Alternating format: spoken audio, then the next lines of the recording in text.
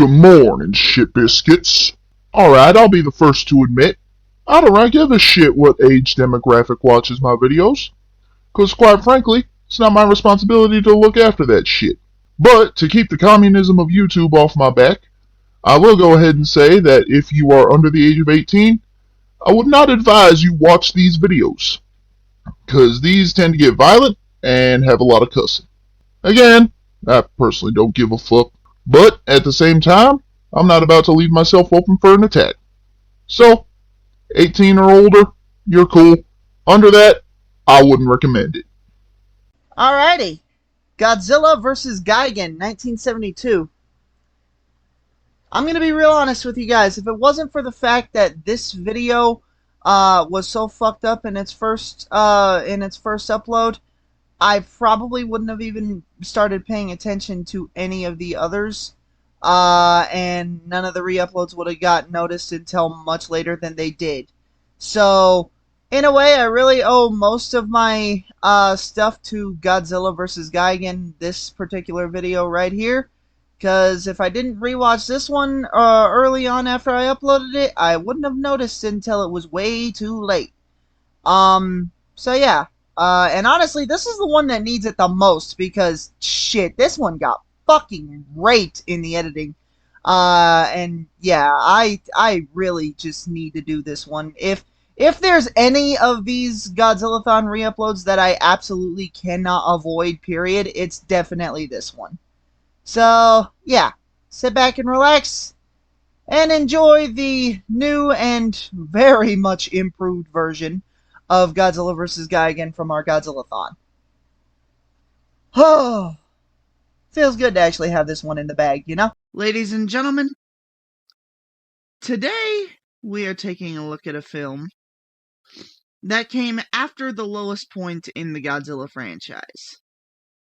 And I'm not saying Godzilla vs. Hedorah was bad. I'm just saying it was really fucking weird. But the point is, once every franchise hits its lowest point, what was it Aang said? You're open to the greatest change?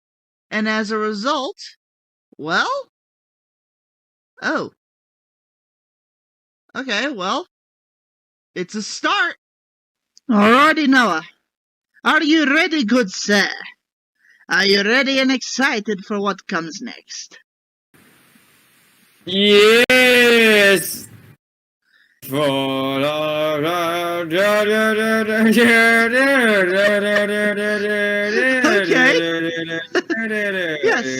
today, ladies and gentlemen, we are taking a look at a film that was released in the year 1972, Godzilla vs. Gigan.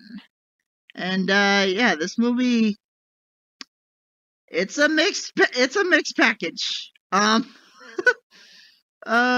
It's not bad, but, how good it is depends on who's watching it, I guess. So first things first, I don't really think there's a main, theme, around this film, except maybe aliens again. Unfortunately, the director, Jun Fukuda, actually comes back. Why did Jun Fukuda have to come back? I don't know, considering most of his work is lackluster. And yeah, Godzilla vs. Gigan features not only Godzilla, King Ghidorah, and one of my favorite returning kaiju, Anguirus, but it also introduces a brand new kaiju by the name of Gigan, who is simply one of the most weird kaiju I've ever seen. So yeah, we're gonna go ahead and take a look at this film.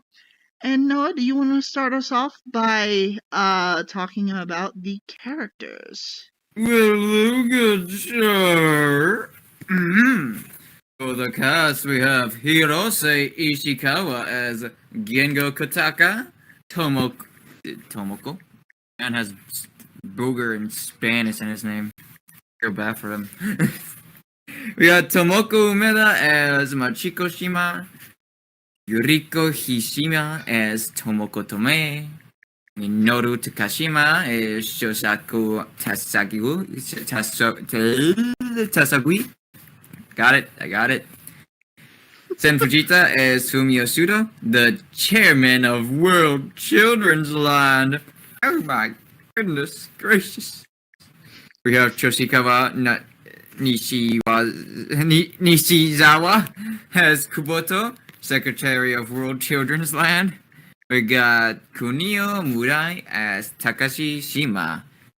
We got Gen Shimizu as the commander of the defense forces. We got fucking Keniko Ashihara as Mrs. Fudo. Neko Nakamura as priest. Simply that, priest. What is it with Godzilla movies and just randomly hiring people to play priests? Like, I know it's not a common trend or anything, but just they have a tendency to show up in the most random places you've ever seen. Yep. And then we got Akiyomuto as Kadoshia. And now for the exciting ones, we got the ever-returning Haruo Nakahima as Godzilla. We got Koetsu Omiya as his Betty-O pal, Anguirus. We got Kantaina as the infamous and destructive King Ghidorah. We have the new addition to the family and roster. We got Kenpachiro Satsuma as Gigan. Yeah, and we should probably explain a few things before we talk about the movie itself. First of all, not only let's address the elephant in the room. People are probably gonna wonder how exactly it is that Ghidorah is still around because, yeah, didn't he die at the end of Destroy All Monsters? Well, first of all, Destroy All Monsters took place in the future, and second of all, need I remind you people, since when does death keep a good kaiju down? Seriously, since when is death a factor in these things anymore? How many times, like, Godzilla's dad died, Anguirus died and somehow came back. Like, it doesn't matter how many times one of these things dies. They're just gonna come back, and they're just gonna find some convoluted or random way to make it, make sense in the canon. As for the kaijus themselves, well, they're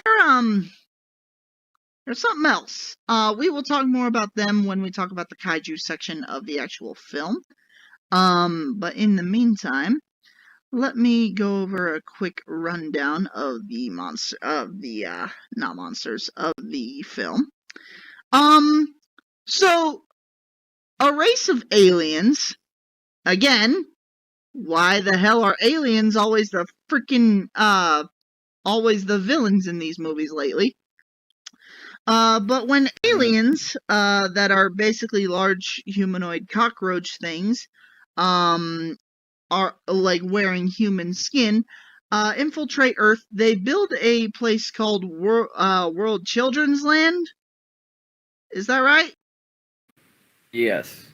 And yeah, they plan to invade the Earth by not only bringing their two space monsters to Earth, Gigan and King Ghidorah, but they also intend on destroying Monster Island.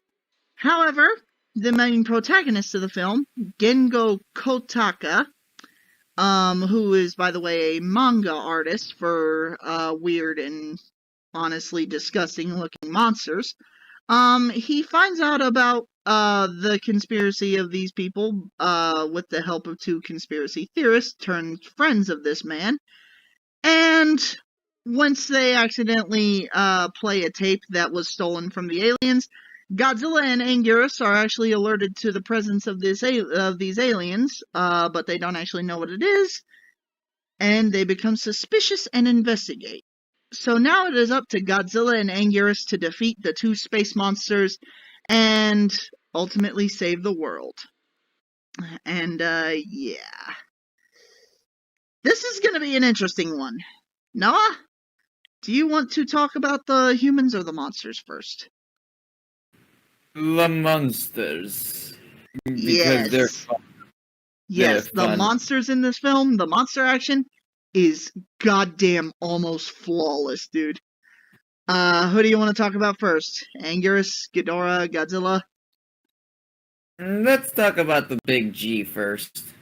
Yeah, Godzilla, once again, it is the exact same suit that was used in the prior films from Destroy All Monsters leading up to this one. And actually, you can see in the movie that it's been used in so many films at this point that the suit is actually falling apart during the filming, which honestly makes for kind of a cool effect, even though it's not, it's not like intended. And yeah, Godzilla's suit. I don't know if they opened like some new spots on it that like with the intent of making it look bloody, but Godzilla bleeds in this movie pretty damn good, and he gets his ass kicked for a bit in this film, dude. Yeah. And actually, we should probably address this first. In terms of monster action looking good, we're talking about the suits, not the cheap-ass plastic models that Ghidorah and Gigan were used to show flying around in. These things just look dumb, and honestly, people would be doing everyone a favor if they just got rid of these models. That, and unfortunately, the suit from Son of Godzilla does make an appearance. Yeah. Why? So, on that note, do you want to talk about Anguirus now? Oh, yeah. Yes. He finally returned. Well, not finally, but he comes back in another movie.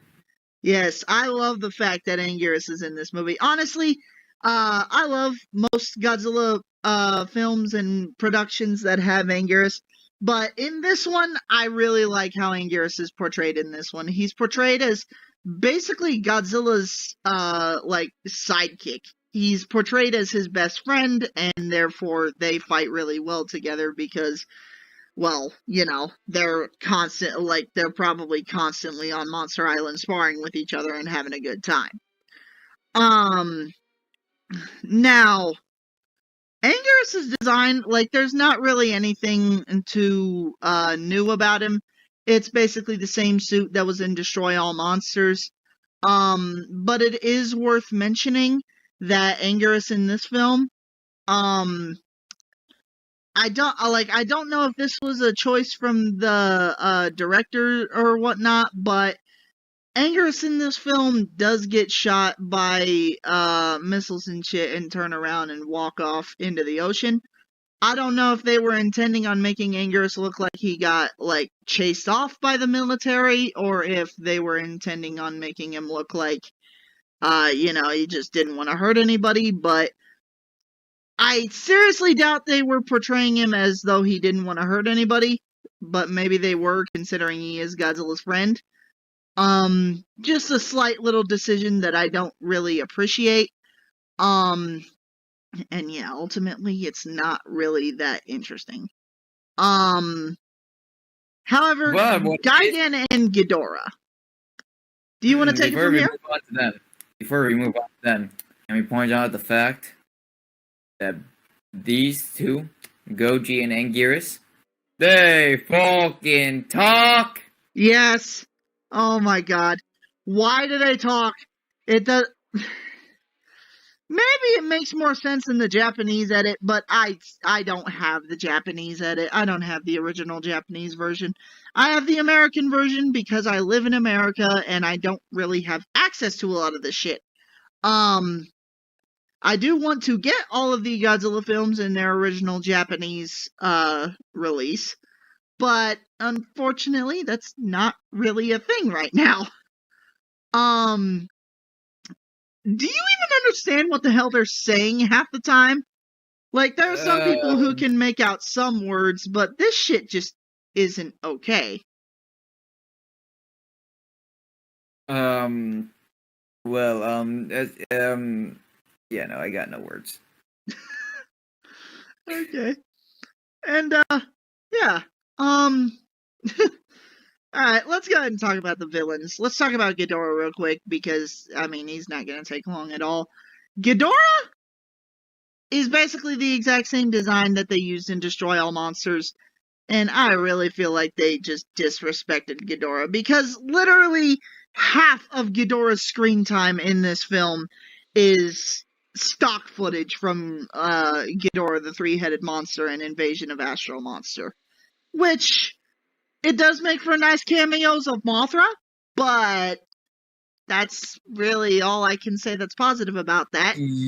And honestly, I don't really think that was a good decision on their part, because stock footage from those films, it's not really, like, it's nice to see those clips again, but I like to watch those clips in said films. I don't watch Godzilla vs. Gigan to watch Ghidorah the Three-Headed Monster. I watch Godzilla vs. Gigan to watch Godzilla vs. Gigan. And, yeah, unfortunately, Ghidorah did get done dirty, because that's half of his screen time, and the other half of his screen time is either bullying Anguirus or getting his ass kicked by the Godzilla Anguirus duo. And yeah, it's just really sad to see how far King Ghidorah has really fallen, dude. Yeah. However, we do get a brand new and awesome new villain kaiju in the form of Gigan, the cyborg assassin space chicken. How the hell do you even describe him? How about one night no, Jesus. that fell off. That fell off quickly. Well, I got this. The one-eyed knife-armed monster, Gigan. He's a crystal in space, but a chicken on land, for he is the robotic assassin named Gigan. But watch out, he has a buzz on his chest, because Anguirus felt it and he was sad. That's the best I got. Jeez. Okay, I'm gonna ask this right now. Did you just come up with that on the spot, or did someone else come up with that? Oh no, I came up with that on the spot, man. Jesus Christ. Okay. I don't even know what to say to that. Yeah. Gigan, that is a pretty damn good way to describe him, though. I'll be honest. Gigan is a weird-ass kaiju. He's easily one of the more interesting kaiju we've seen in the entirety of the Showa series. And if you ask me, it's pretty obvious to see how the hell this dude's a fan favorite. It genuinely looked as though this monster was having a good time fighting Godzilla and shit. And that's probably due to the actor inside of Gigan having fun with the role. One thing I will say though about Godzilla, about Gigan, there are a few powers that he does have that were never actually used in this film. I don't know if that's because of budget cuts or what, but it's just a little sad. Honestly, it is. He's supposed to have fire breath, he's supposed to have an eye laser of sorts, and shit like that, which does appear in video games and shit, but unfortunately, it does not make an appearance here. And even when he returns in the TV show Zone Fighter, we don't actually get to see that. We just get to see his suicide button on his claws. Yeah. I don't know what the hell that show was thinking. Thank God we're not going to be covering that in this Godzillathon. But yeah, with the monsters out of the way, now how are the humans? Well, they're interesting to watch, I guess. The villains are. I wouldn't really say that about the heroes. Yeah. Okay, let's go ahead and just get this out of the way. The human aspect of this film, it's not bad, but it could have been done far, far better. The human actors, the actors for the regular humans that aren't aliens, I mean, they get the job done, and they do feel like they're having fun with the role, but a lot of their lines and a lot of a lot of how they act and a lot of how they speak just don't really add up a lot of the time, and it feels out of place. And unfortunately, I can't really say that that's not entirely due to the fact that I only have the American edit. Maybe it's different in the Japanese edit because maybe it's just better.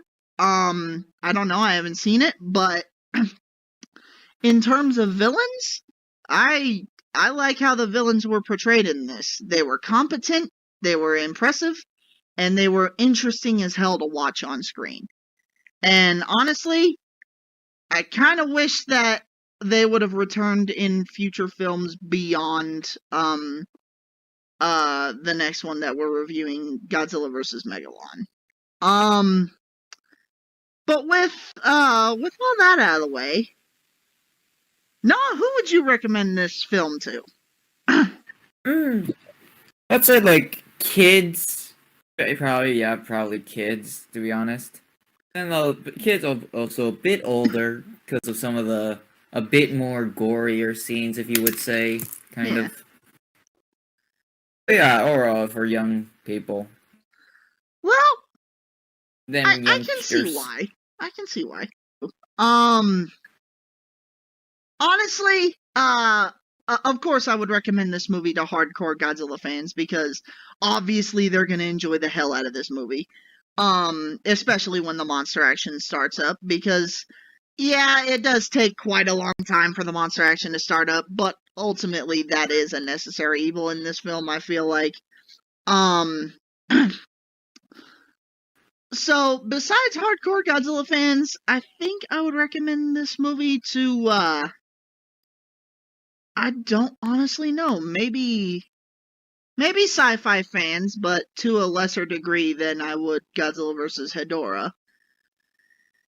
Honestly, if I were to choose any other a group like fan base that this movie would be interesting to, I would probably say fans of not extraterrestrials, but fans of just weird ass monster designs, because anyone who likes just seeing things that don't add up, like, they're gonna love Gigan, because this dude just he's weird as hell, and I love it.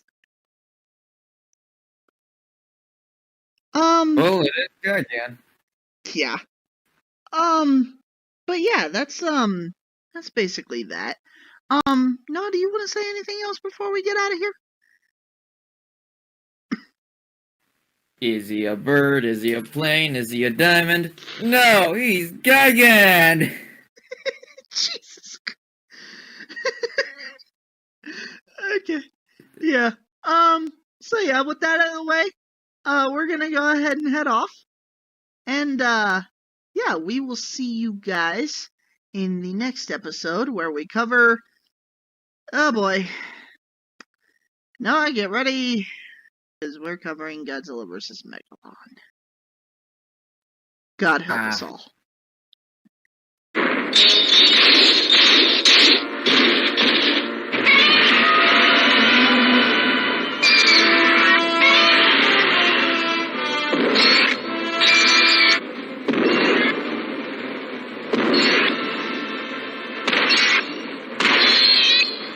Hello again, ladies and gentlemen. Just a quick reminder before the end of the video. I would like to ask y'all to like, comment, and subscribe if you want to see more videos like this. And if you'd be so inclined, I would not mind it if y'all would share this video with anyone you deem fit. But with that being said, that's everything we have for today, and have a good one.